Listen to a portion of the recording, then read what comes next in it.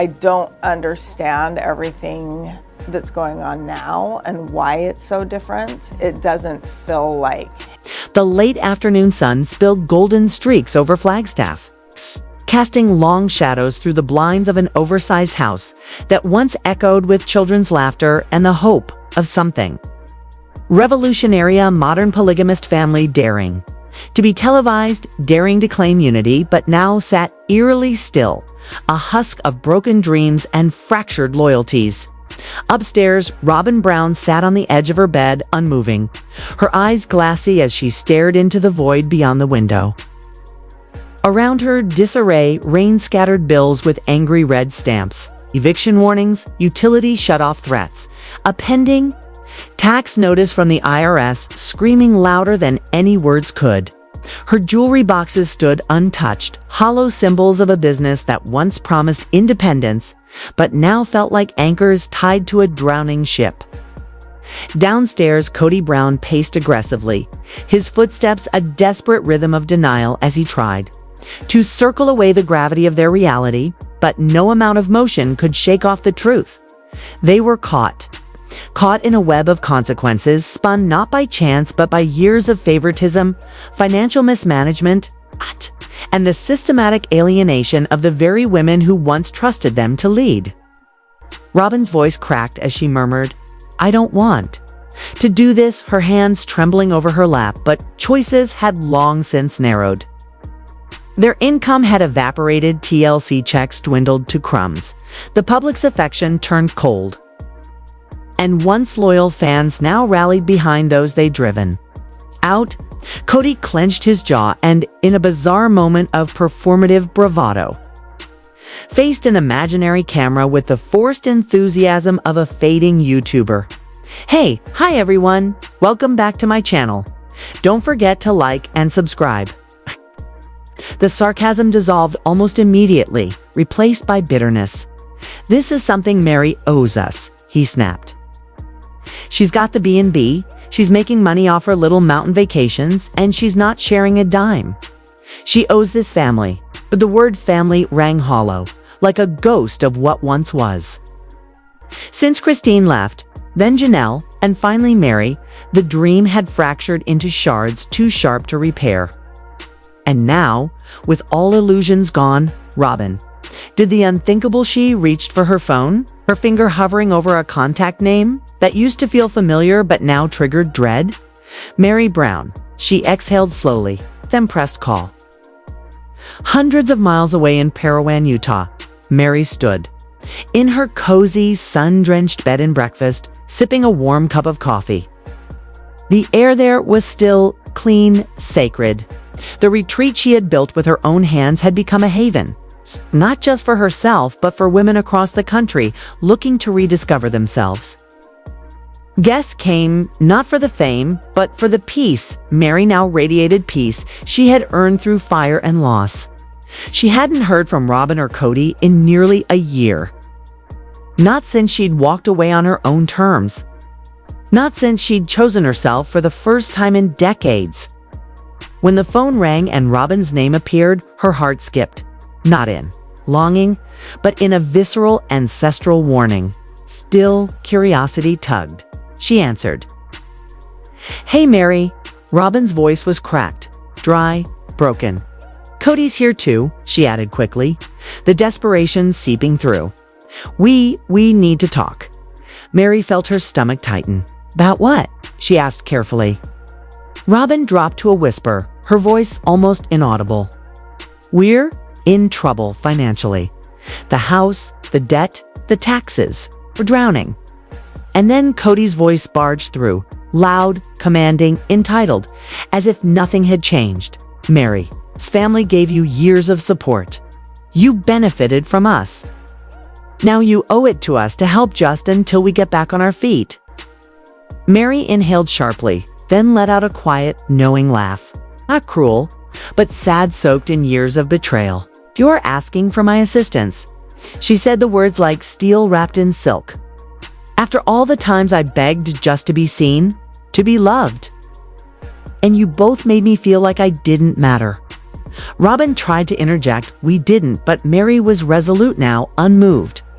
I begged you to choose me for years.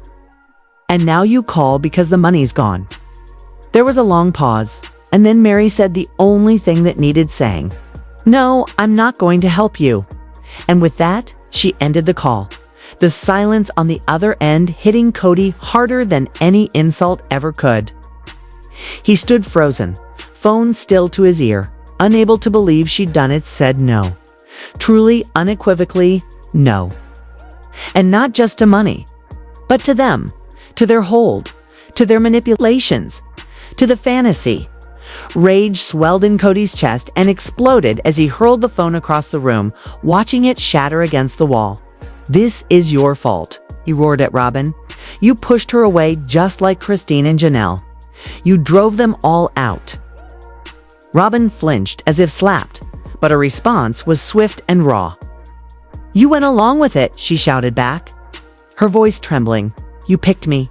You let them leave. You didn't fight for them. You didn't even try. Kody collapsed into the couch, head in his hands, voice muffled and broken. I thought Meri would always stay. I thought she loved me. Robyn's voice turned soft, almost maternal, yet cutting like frost. She did, she said. You just never loved her back.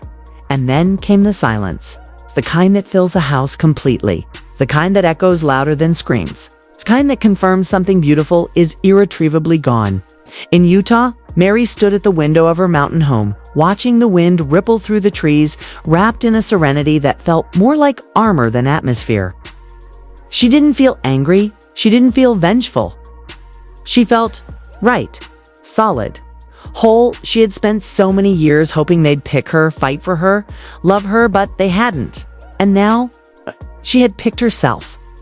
She sat down at her desk, opened her journal, and began scribbling workshop notes for her next women's retreat. In the margin, she wrote one short phrase. Public fallout begins. And begin it did. Rumors hit Reddit, TikTok, YouTube, and Sister Wives Facebook groups like a tsunami.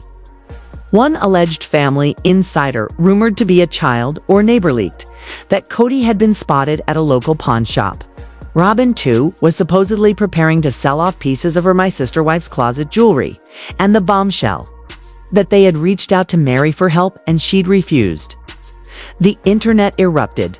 Content creators across platforms published reaction videos with headlines like Meri finally says no, Kody's karma hits hard, and Robyn's plea rejected. Comment sections were filled with fans who once scorned Meri, now calling her a queen, a phoenix, a symbol of silent women everywhere who had finally found their voice. Her name trended for days, and TLC took notice. Leaks began swirling that the network was considering a spin-off Meri's Mountain Retreat show not about polygamy, but healing, empowerment, and entrepreneurship. And Kody and Robyn, they were left behind. The Flagstaff mansion, once their crown jewel, now loomed over them like a monument to failure. No new episodes, no more fanfare. Just empty rooms, unpaid bills, and echoes. The fridge was nearly bare. The heater wheezed like an old man's breath. Kody sat at the dining table, surrounded by piles of overdue utilities, property tax threats, IRS letters, foreclosure warnings. Robyn, her voice cracked and heavy, whispered, "We waited too long." Kody responded not in fury, but in disbelief. I didn't think she'd shut the door that hard. Robyn looked at him, red-eyed and defeated. Should we sell the house? Silence then. She answered for them both. I already called a realtor. A few days later, Meri received something unexpected, a handwritten envelope in her mailbox. Not legal, not formal, just ink on paper. Inside, a note from Robyn, shaky, messy, emotional. Meri, I don't know what to do. I'm not writing. As a sister wife, I'm writing as a mother. The children are scared. You didn't deserve what we did. I should have stood up for you. I should have fought harder. I'm sorry, I regret it. I'm begging not for me, but for them. Could you help us just enough to keep a roof over their heads? Meri read it once, twice, 3 times. She sat with it all day, emotions circling like ghosts. And finally, she set the letter down and penned a single sentence across the back. Pawned in public. And as if the universe conspired for finality a week later, a grainy cell phone photo appeared in a Flagstaff neighborhood Facebook group. Kody Brown hunched over on a bench outside Easy Pawn, holding a jewelry box in one hand and an old briefcase in the other. The caption read, "Guess who's turning old memories into money?" It went viral. The fallout was complete. The reality empire had collapsed. The internet didn't mourn. They roared. Because the women who were once silent had risen, and this time they weren't asking for love, they were demanding respect. And finally, getting it. Like visualizing us as a family in the future. It makes me wonder if people wouldn't just... Robyn's dream of a perfect mansion life, once wrapped in the illusion of unity and televised harmony, had finally collapsed beyond recognition. And it wasn't just critics or fans talking, any more of former sister wives were subtly weighing in adding their own voices to the slow but seismic collapse. Janelle, always the symbol of quiet grit, posted a photo of herself scaling a dusty Utah trail, eyes lifted toward the sun. Her caption loaded with intent. When you release other people's illusions, your burdens get lighter. And Christine, beaming with unbothered peace, snapped a serene selfie on her porch holding a warm cup of tea, simply writing, "Peace is priceless." The message was crystal clear, coded in compassion but seething with vindication. Meanwhile, behind the scenes, TLC executives were watching like hawks circling a wounded animal. Ratings had plummeted in recent seasons. The scripted drama? No. Longer compelling, the public growing weary of Kody and Robyn's spiraling narrative. But now this was different. Raw, real. The fallout was unfiltered. And the network smelled something too potent to ignore. A Zoom meeting was scheduled, the stakes unsaid but obvious. On one side of the call, Kody and Robyn sat poised and stiff in their cavernous, dimly lit living room, tension stretched across their faces like cellophane. Then the voice of the TLC executive came through, calm but unflinching. "Kody," he said politely, "we've greenlit a new sister. Wives special." Robyn's eyes lit up, her entire posture lifted with a hope so fragile it practically vibrated. She leaned in, ready for the redemption arc. "A comeback?" she asked. "A rebuild?" The executive gave a tight smile. "Not exactly. Called The Last Wife Standing, and it's about Meri, her choice to walk away, her healing, her growth. Christine and Janelle will appear in future episodes." The hope drained from Robyn's face. Kody's face turned crimson, his mouth opening. In disbelief. "You're cutting me out," he barked, as if that were a possibility that shouldn't even be allowed. But the executive didn't flinch. "No, Kody, you cut yourself out." Click, call ended. The silence afterward filled the room like fog. Robyn cried quietly in another room. Kody sat in the dark, unmoving, staring at his phone, his thumb hovering over Meri's name in his contact list.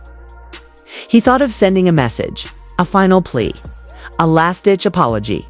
But in the end, he did something simpler. He deleted her contact, like a defeated general lowering his banner. Cross the miles.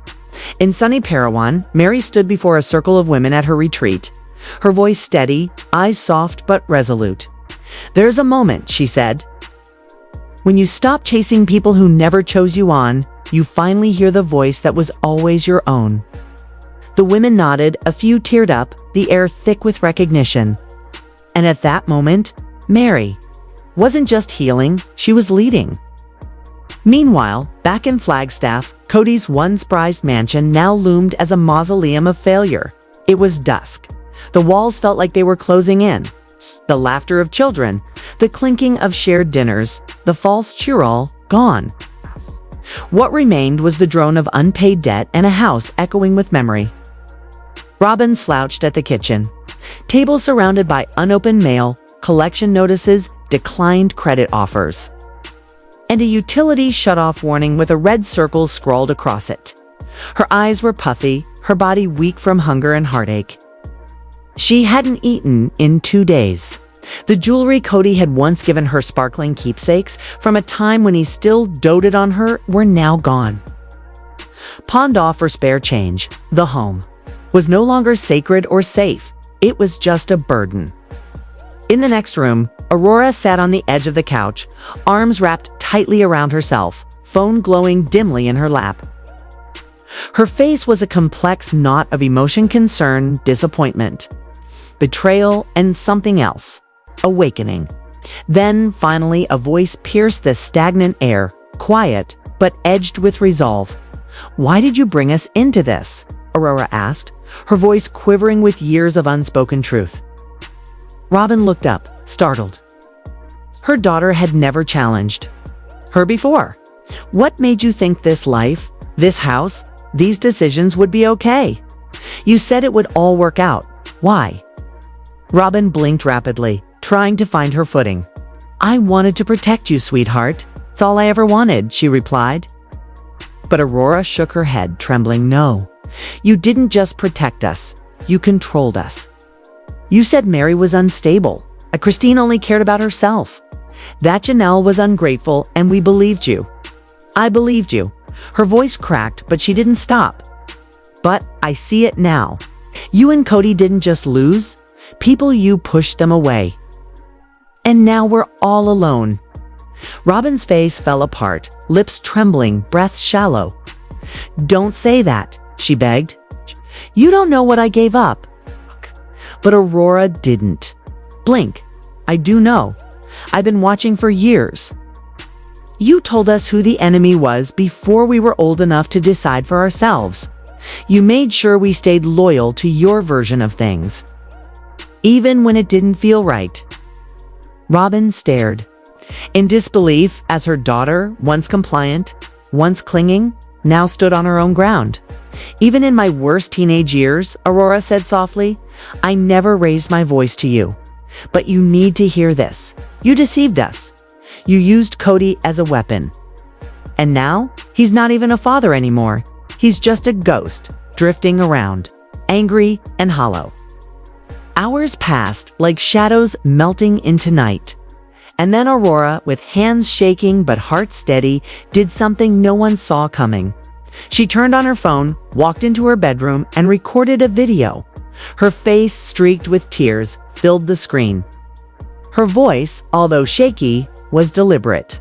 "I don't know who needs to hear this," she began.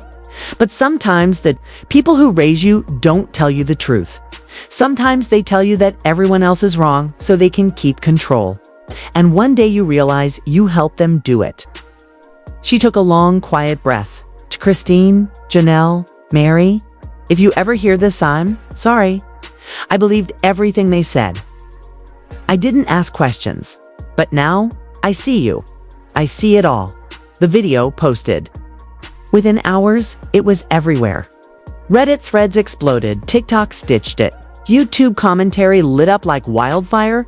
"This is heartbreaking. She's breaking the cycle. Robyn's grip is gone." Comment after comment poured in.